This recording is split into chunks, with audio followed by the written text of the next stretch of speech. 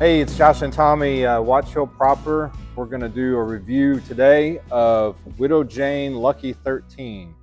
This is a regular expression for Widow Jane. They proof this at 93 proof. So we'll go through, rate it on the nose, the taste, and the finish. And again, it's 93 proof. This is the batch we're tasting today is batch 27. It was put out in 2021. It's just an open bottle that we had here at the club. But they put this, they have a new batch out just now at the beginning of 2024, end of 23. And they put these batches out, every so often, once a year, maybe. So it should be accessible for the most part. In Kentucky, where we are, you can typically find it at the big box stores and liquor stores. So try it on the nose. This is probably, not probably, this is a blend that Lisa Wicker had done.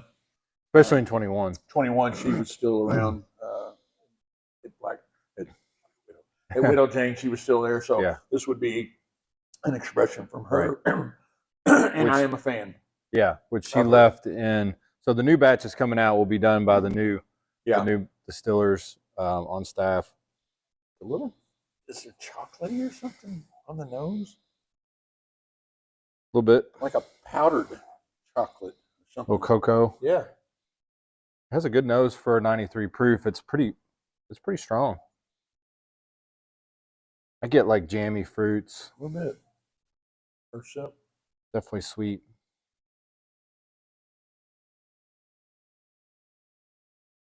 Still some of that chocolate. You get a little chocolate even on the taste, which is on the palate, which is. I'm getting like a little weird. Like dark fruits. Kind of what I'm getting off of that. Like raisins and dates. But 13 years old, I'm also getting some of that oak. A little bit. I'm sensitive to oak. So I get it. I get the oak on there. So it's good. Any idea where this is sourced from? Is it our Indiana friends? Yeah. Yeah. This product will go through a cool transformation. Early 22, Heaven Hill buys them. So the whole expression is going to get different. Sure. When they bought this, I didn't really understand what they were gaining with it. I guess facility would be the number one thing is why they bought it. I mean, I don't know that they needed this presence, a bigger presence in New York, and just to go get Widow Jane would not have been. I guess it's because of the facility. I would say you're going to see drastic flavor drift on Widow Jane moving forward, I would think. You would think they would start using Heaven Hill barrels. For sure. I mean, I would think. I'm sure I'm sure they probably have to. Yeah. I would think. We'll see. And this falls into the same thing that I have had over the years with Widow Jane. I tried their 11, and they had like 11.5, 11 and a half. About 50% of it, I really like it, and it finishes just there is something there, and I don't know. That's usually not a typical Indiana thing, but I have noticed it with Widow Jane. I don't know if that is the water that they used to cut. I don't see how it could be. I mean, I think that's a pretty standard. I know they really like to talk about the limestone water, but with filtration systems these days, limestone water doesn't have the same meaning and power that it did in the 30s and 40s, obviously, because filtration still does mean something. You still don't, got to take the iron out and keep the magnesium in and that type of thing. But it's always this product that the finish just is always different. Yeah. For me, I don't know. I think for 93 proof, it's a good finish. I think for me, it's still a little light. There's definitely not much of a Kentucky hug, although it's slightly there. I don't know why I get youth in that.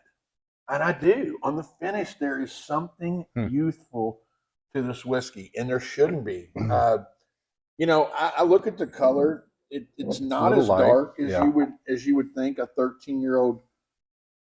It could be the proof. Could be. Could be. I'm sure they cut it. They had to add a lot of water. It didn't come out at 93 proof. Not 13-year-old. No. So yeah. you know, that's probably it. That's probably what I'm getting. Kind of that residual effect of the water. You know, I don't know. Well, I'll tell you what I think about it when you ask me what my grade is. All right. So, well, what do we know about Widow Jane? I think it's in Red Hook. Yeah, Red Hook has the real famous, you know, bourbon Red Hook rye, and so, you know, one of the very first full-fledged distilleries, I think, in New York was Widow Jane, and it's right in Brooklyn. Yeah, right in the big city, and so I haven't been there. I'd like to go. I have not been to Widow Jane specifically. I've been in that surrounding area once or twice, but I have not actually been there. We've met Lisa a couple times. Fantastic. What a great whiskey maker that she is. She's actually been in Watch Hill a couple times, which is cool. Yep. But I think it's all. I think this is going to be a changing world for Widow Jane. I mean, Max Shapira doesn't buy things and not make them successful. He just doesn't. I mean, so they're going to have their footprint all over this product, which I think does nothing but help it. You know, the other whiskey that was part of the deal that they got 6. Oh, no. Few. Oh, that's right. Few. Spirits was part of that. So then they had some gin and tequila. Blue Coat, I think gin was in there, and tequila Ocho. You know, so like I say, once Max and the Heaven Hill folks get their hands on things, they tend to do good things with them. Yeah, I'm looking forward to some of the newer stuff that comes out. For sure. Sounds good. So on the nose, where are you going to be?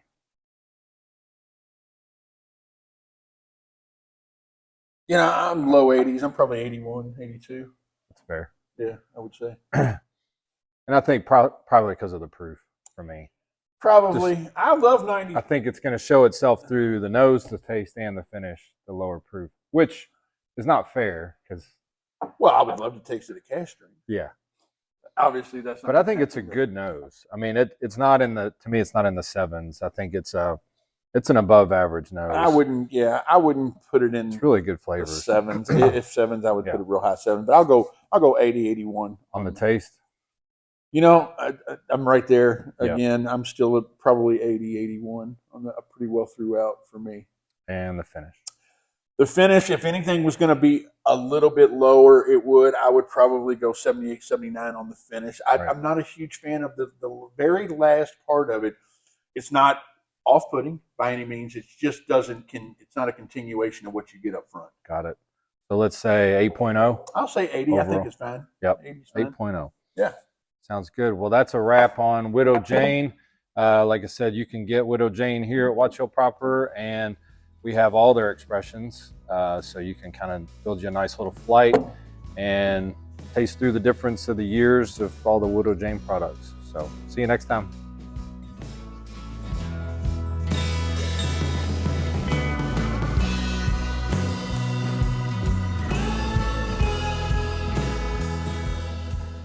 Hey guys, I'm Tommy. This is Josh. We're the owners of Watch Hill Proper.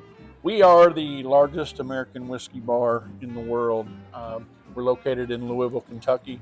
We'd love for you guys to come out and visit us. We offer, elevated cuisine, great cocktail list, and the wall is what people show up to see. Definitely can satisfy your palate from standpoint of whiskeys, different bourbons, different flights. You can make your own, but we have wines, cocktails. Michael Crouch is our chef. I was going to say, amazing food. So we'd love to have you come out and visit. Join us for dinner. Join us for a tasting. Check us out on the website, watchhillproper.com. You can make reservations. You can see our events that we have on the calendar, and we'd love to have you.